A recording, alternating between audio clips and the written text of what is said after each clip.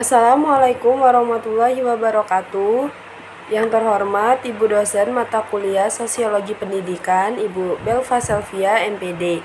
Baiklah, perkenalkan nama saya Firda Fadila Gasani, NIM 2120203043 dari kelas MPIB. Baiklah, di sini saya akan menjelaskan tentang interaksi sosial di sekolah. Nah, yang pertama yaitu pengertian interaksi. Nah, untuk pengertian interaksi sosial ini berasal dari bahasa Latin, yaitu kon atau kam yang berarti bersama-sama dan tango yang berarti menyentuh. Jadi, secara harfiah, interaksi sosial itu adalah bersama-sama menyentuh. Nah, menurut pendapat saya, interaksi sosial yaitu hubungan timbal balik antara kelompok dengan kelompok, individu dengan individu, atau individu dengan kelompok. Nah, interaksi sosial ini juga memiliki beberapa jenis, yaitu ada 3 jenis. Yang pertama yaitu interaksi antara individu dengan individu, yang kedua interaksi antara individu dengan kelompok, dan yang ketiga interaksi antara kelompok dengan kelompok. Nah, contoh dari interaksi antara individu dengan individu yaitu interaksi antara penjual dan pembeli. Yang kedua, interaksi antara individu dengan kelompok. Contohnya yaitu seorang guru yang sedang mengajar di kelas.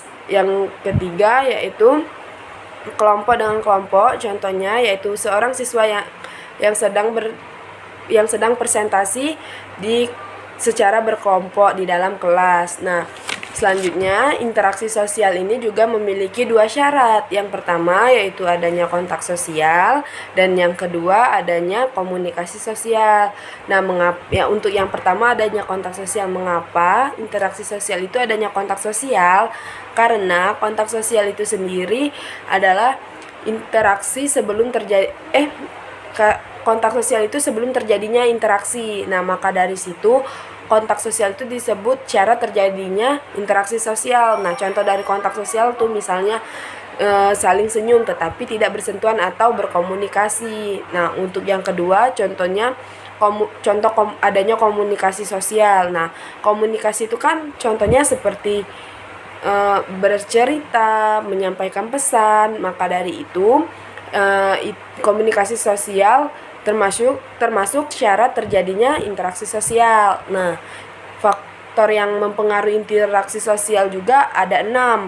Yang pertama yaitu ada imitasi, yang kedua ada identifikasi, yang ketiga ada sugesti, yang keempat ada motivasi, dan yang kelima ada simpati, dan yang keenam ada empati. Nah, dari keenam ini memiliki arti dan contoh yang berbeda-beda. Yang pertama yaitu imitasi, yang artinya suatu proses belajar dengan cara meniru atau mengikuti orang lain. Nah, contohnya yaitu seorang anak yang meniru gaya belajar temannya. Yang kedua yaitu identifikasi. Identifikasi yang artinya keinginan dari diri seseorang untuk sama dengan orang lain. Contohnya yaitu anak-anak zaman sekarang yang mengikuti gaya rambut opa-opa Korea, atau anak-anak yang zaman sekarang yang mengikuti gaya berpakaian orang barat. Yang ketiga yaitu sugesti. Sugesti yang artinya suatu pengaruh oleh seseorang kepada orang lain. Contohnya kepala sekolah yang memberikan kebijakan di sekolah. Yang keempat, motivasi. Motivasi artinya suatu dorongan positif untuk memberikan kekuatan terhadap orang lain. Contohnya yaitu seorang guru yang memberi motivasi kepada siswanya agar lebih giat lagi untuk belajar. Nah, yang kelima yaitu simpati. Simpati yaitu artinya perasaan tertarik dalam diri seseorang seolah-olah merasa sedang mengalami keadaan orang lain. Contohnya seorang teman yang bersedih karena temannya mendapat musibah kebakaran. Nah, yang keenam yaitu empati. Empati merupakan kemampuan seseorang untuk membayangkan atau berimajinasi ke perasaan orang lain. Contohnya yaitu mengajarkan ilmu kepada teman-teman yang belum mengerti. Selanjutnya yaitu interaksi sosial ini memiliki 2 bentuk. Yang pertama yaitu ada bentuk asosiatif dan ada bentuk disosiatif. Nah, bentuk asosiatif ini bentuk positif dan disosiatif ini seperti bentuk negatifnya. Nah, untuk bentuk asosiatif ini terdapat 4. Yang pertama ada kerjasama, yang kedua ada akomodasi, yang ketiga ada asimilasi, dan yang keempat ada akulturasi. Nah, untuk yang kerjasama contohnya yaitu seorang anak yang sedang berkumpul untuk membersihkan sekolah agar dengan tujuan untuk meningkatkan sekolah itu agar lebih bersih lagi. Yang kedua yaitu akomodasi, contohnya seorang anak yang melakukan musyawarah di kelas untuk menyelesaikan perbedaan pendapat. Yang ketiga yaitu contoh asimilasi adalah seorang teman yang berbeda agama saling bergabung dan berteman. Yang keempat yaitu akulturasi. Nah, yang terakhir yaitu untuk interaksi sosial disosiatif itu juga ada 4. Yang pertama yaitu ada persaingan, yang kedua ada kontroversi, yang ketiga ada pertikaian, dan yang keempat ada konflik. Baik, mungkin itu saja yang bisa saya jelaskan. Lebih dan kurangnya saya mohon maaf. Kepada Allah saya mohon ampun. Saya akhiri, wabillahi taufiq wal hidayah. Wassalamualaikum warahmatullahi wabarakatuh.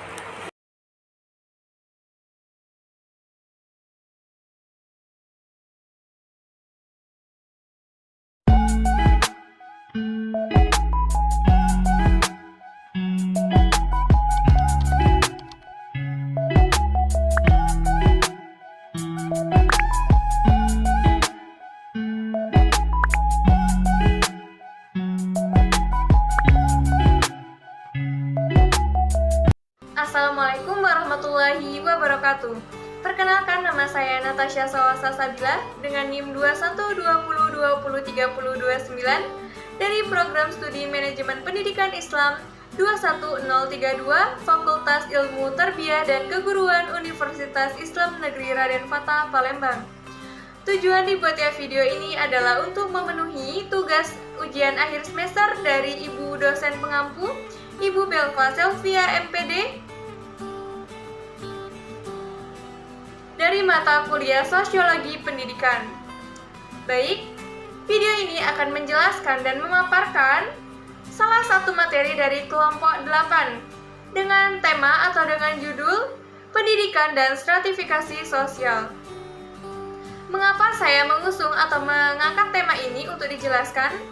Menurut saya, pendidikan dan stratifikasi sosial ini sangat berhubungan dengan dunia pendidikan dan masyarakat, atau bagaimana lapisan sosial yang ada di masyarakat sangat mempengaruhi pendidikan yang ada di Indonesia ini. Maka dari itu, sebelum kita melangkah lebih jauh lagi, saya akan membahas apa pengertian dari pendidikan dan stratifikasi sosial. Jadi, pendidikan sendiri menurut Kamus Besar Bahasa Indonesia berasal dari kata didik yang mendapat imbuhan pe dan an, yang berarti suatu proses atau suatu cara atau perbuatan mendidik. Nah, menurut Ki Hajar Dewantara selaku Bapak Pendidikan Nasional Indonesia, pendidikan yaitu tuntutan di dalam hidup tumbuhnya anak-anak. Dengan tuntutan itu, mereka itu memiliki kekuatan kodrat yang di dalamnya itu mereka mendapatkan keselamatan dan kesejahteraan setinggi-tingginya sebagai manusia dan sebagai anggota masyarakat.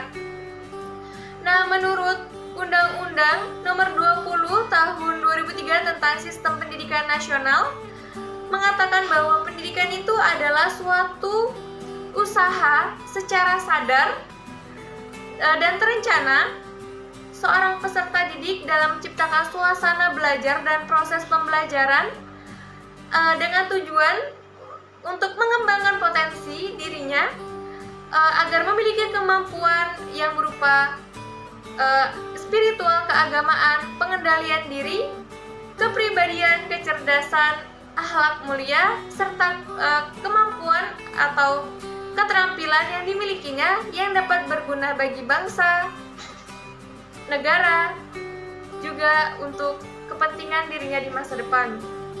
Nah, secara lebih singkat lagi, pendidikan itu adalah suatu usaha secara sadar dan terencana seorang peserta didik yang dalam mengikuti pengajaran, pelatihan, serta bimbingan dari seorang pendidik kepada seorang peserta didik yang berguna bagi peranannya di masa yang akan datang. Nah, berlanjut ke materi kedua yaitu stratifikasi sosial. Perlu diketahui bahwa stratifikasi sosial sendiri berasal dari dua kata, yaitu stratifikasi yang berasal dari kata stratum yang artinya lapisan dan sosial yang berarti masyarakat. Jadi secara sederhananya, stratifikasi sosial itu adalah suatu lapisan yang ada di masyarakat. Nah, menurut Kemendikbud, stratifikasi sosial adalah penggolongan atau pembedaan masyarakat secara bertingkat-tingkat atau secara berlapis-lapis secara vertikal yang dimana yang disebut dengan hierarkis dari status yang disandangnya. Nah, menurut Kamus Besar Bahasa Indonesia, stratifikasi sosial itu adalah pembedaan penduduk atau masyarakat ke dalam kelas-kelas secara bertingkat-tingkat menurut yang didasarkan pada sebuah hak-hak istimewa, kekuasaan, serta prastise. Jadi, stratifikasi sosial ini dibagi menjadi ke dalam 3 kelas. Yang pertama adalah stratifikasi atas, yang kedua adalah stratifikasi tingkat atas, yang kedua adalah stratifikasi tingkat menengah, dan yang ketiga adalah stratifikasi tingkat bawah. Jadi, apa sih hubungan antara pendidikan dan stratifikasi sosial? Nah, sebelum kita melangkah ke apa hubungannya, saya akan memberikan dasar-dasar atau unsur-unsur dari stratifikasi sosial. Jadi, unsur-unsur atau dasar-dasar dari stratifikasi sosial itu ada 4. Yang pertama adalah unsur kekayaan, yang kedua adalah unsur kekuasaan, yang ketiga adalah unsur kehormatan, dan yang keempat yaitu unsur pendidikan atau unsur ilmu pengetahuan. Yang pertama adalah unsur kekayaan. Nah, seseorang itu dikatakan memiliki stratifikasi sosial yang paling atas atau yang paling tinggi dilihat dari bagaimana kekayaannya, dari mobilnya, dari rumahnya, atau dari pakaian yang dipakainya. Jika hal tersebut termasuk dalam sesuatu yang menurut lapisan masyarakat itu kaya, maka dikatakan bahwa dia itu menduduki stratifikasi yang paling atas. Nah, yang kedua adalah stratifikasi berdasarkan dasar kekuasaan. Nah, dasar kekuasaan ini apabila seseorang ini memiliki kekuasaan atau jabatan di mana dia menduduki stratifikasi yang paling atas. Contohnya saja yaitu kepala negara, panglima maupun jenderal atau kaum bangsawan, di mana stratifikasi ini berdasarkan kekuasaan dan mereka itu menduduki stratifikasi yang paling atas. Nah, yang ketiga yaitu stratifikasi berdasarkan kehormatan. Stratifikasi berdasarkan kehormatan ini biasanya didapatkan oleh pemuka agama ataupun orang-orang yang dihormati yang biasanya itu ada pada zaman orang-orang tradisional atau masyarakat tradisional seperti kepala suku atau kepala desa ataupun orang-orang yang dianggap memiliki kemampuan agama yang lebih, yang dimana dia itu dihormati. Nah, yang terakhir yaitu berdasarkan tingkat pendidikan atau ilmu pengetahuan. Sebagaimana setinggi mungkin tingkat strata atau tingkatan dia dalam dunia pendidikan itu sangat menentukan bagaimana lapisan dia di masyarakat. Orang yang memiliki ilmu pengetahuan yang tinggi maka akan dihormati di dalam lingkungan masyarakatnya. Contohnya saja, orang yang memiliki gelar S1, S2 maupun S3 akan dihormati di lingkungan masyarakatnya. Berbeda dengan orang lulusan SMP, SD ataupun SMA yang biasanya sulit untuk mendapatkan lapangan pekerjaan. Lalu contoh-contoh dari stratifikasi sosial itu adalah yang pertama di dalam